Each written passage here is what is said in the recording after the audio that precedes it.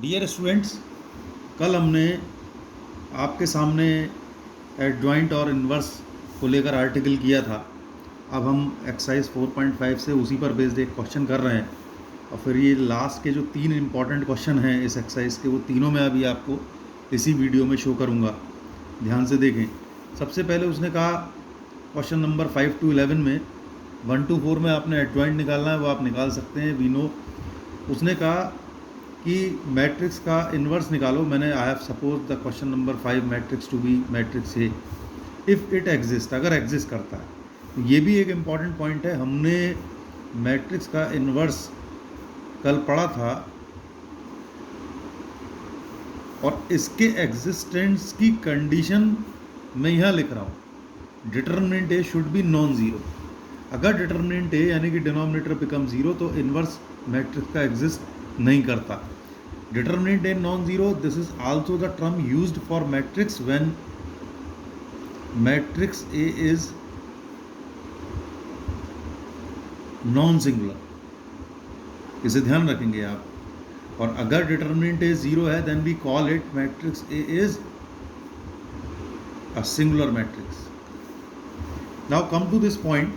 तो सबसे पहले वही मैंने बताया कि हम इसकी एग्जिस्टेंस चेक करेंगे through the determinant, and as we know, writing all the elements in determinant format, we can get its value after cross multiplication 6 and -8, which is plus 14 finally, which is non-zero. It means A inverse exists.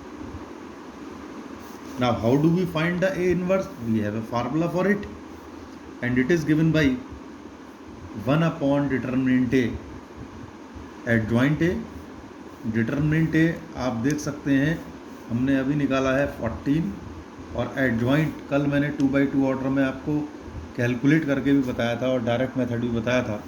Principal diagonal element interchange हो जाएंगे और जो other diagonal के along आपको element -2 और 4 यहाँ दिखाई दे रहे हैं उनके साइन चेंज हो जाएंगे। So it will be our answer. Now come to the very important last 3 question of this exercise. Question number, I shall start with the last one, 18th. Here A is given to be invertible matrix. Invertible matrix, what does it mean? इसका meaning क्या हुआ? इसका meaning ये हुआ कि matrix invertible given है, इसका मतलब A इन्वर्स एग्जिस्ट करता है। और आज ही हमने अपने पहले एग्जाम्पल में बात की है what is the condition for A inverse exist. It means A inverse determinant A is non zero. Determinant A is non zero. Now because we know, जो हमारी मैट्रिक्स की लास्ट एक्सरसाइज थी वहाँ भी और यहाँ भी हमने पढ़ा है मैट्रिक्स का उसके इन्वर्स से प्रोडक्ट, इन्वर्स का मैट्रिक्स से प्रोडक्ट, दोनों कॉम्यूटेटिव होते हैं और आइडेंटिटी मैट्रिक्स के बराबर होते हैं। We can conclude it from here because of A inverse equal to I. तो पहले तो हमने ये शो करना है क्योंकि यहाँ पर आप देखेंगे उसने आपसे क्वेश्चन में इन्वर्स एग्जिस्ट करने के बाद ए इन्वर्स का डिटर्मिनेंट पूछा है। Determinant, what is determinant A inverse. तो यहाँ मैं ए और ए इन्वर्स के रिलेशन को लेकर चल रहा हूँ। ए इंटू ए इन्वर्स, जब ये आई के बराबर है इसका मतलब दोनों तरफ डिटर्मिनेंट ले लिया, taking determinant sign on both sides, ये भी सेम होगा। By using the determinant property A into B determinant, it is same as determinant A into determinant B. We can write this one determinant A determinant. Identity matrix का determinant whatever the order may be, it is identity matrix of order 1, identity matrix order 2, identity matrix order 3 और and so इसकी value, इसके corresponding determinant की value होती है 1। From here we can conclude because of determinant A is non zero. तो clearly A inverse का determinant भी non zero हुआ बिकॉज द प्रोडक्ट इज़ 1 और ज़ीरो का मल्टीप्लिकेशन किसी भी अदर नंबर के साथ अगर ये नॉन ज़ीरो है तो ये भी नॉन ज़ीरो ही होना चाहिए।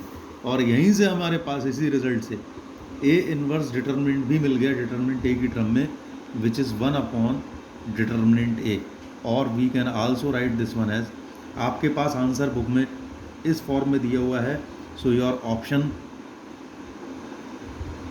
B is correct. Now the most important part of this exercise is question number 17, और यहाँ से हम एक जनरल प्रॉपर्टी बड़ी इंपॉर्टेंट, जो हमने एक थ्योरम पढ़ी थी, I will recall that theorem, जिसे हम बार बार 2 या 3 वीडियो से बहुत इंपॉर्टेंट थ्योरम बोल रहे हैं, उस पर बेस्ड ये क्वेश्चन है, ये इंपॉर्टेंट थ्योरम. अब इसी में देखें, अगर मैं कोई मैट्रिक्स 2x2 ऑर्डर का लेता हूँ फॉर एग्जाम्पल, तो इसका मतलब can I say by this property A adjoint A will be determinant A into identity matrix, and obviously identity matrix will be of same order. Determinant A का आप अंदर multiply करें, और अब जब ये इसके बराबर है, ये product taking determinant on both sides, अभी हमने प्रॉपर्टी डिस्कस की थी, मैं दोबारा मेंशन कर रहा हूं. From this property we can conclude determinant A into adjoint A determinant, और ये क्रॉस मल्टीप्लिकेशन से डिटरमिनेंट ए का स्क्वायर आ गया, यहाँ से ये कैंसिल हो गया, इसका मतलब एडजॉइंट ए का डिटरमिनेंट डिटरमिनेंट ए की पावर 1 या डिटरमिनेंट ए के बराबर आया. बट नोटिस दैट अभी ये बात पूरी नहीं हुई. If I do take, this is example 1, if I do take here matrix of order 3x3, तो A adjoint A, ध्यान से आप देखें, it will give us result whatever the matrix A may be, determinant A times 1 0 0 0 1 0 0 0 1. Multiply this determinant A inside the matrix, what we will have with us like this one. Now if I do take, यहाँ इसे step को ध्यान से रखें, ध्यान से दें, दोनों तरफ अब अगर मैं डिटरमिनेंट लेता हूँ तो मेरे पास राइट साइड अब ये बनती है,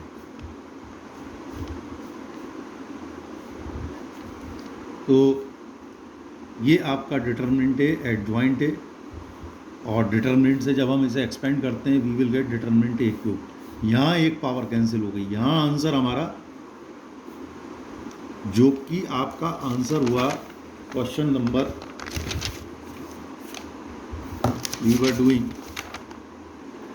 question number 17 from the book, इसका आंसर हुआ, क्योंकि वहाँ अगर आप ऑर्डर देखेंगे 3x3 दिया हुआ. लेकिन यहाँ से एक इन जनरल रिजल्ट आया, आप हर बार देख रहे हैं जितनी ऑर्डर का डिटरमिनेंट है उतनी बार पावर आ रही है, और एक डिटरमिनेंट लेफ्ट साइड से कैंसिल हो रहा है. तो वी कैन कंक्लूड कि adjoint A determinant is determinant A की power n-1, where n is the order of the square matrix A. ये आज हमने 2 बहुत इंपॉर्टेंट प्रॉब्लम लास्ट वाली की हैं, और एक प्रॉब्लम हमने यहाँ पर आपके पहली भी की है इन्वर्स की. अब आप इसकी हेल्प से पूरी एक्सरसाइज ट्राई कर सकते हैं. Thank you very much for watching this video students.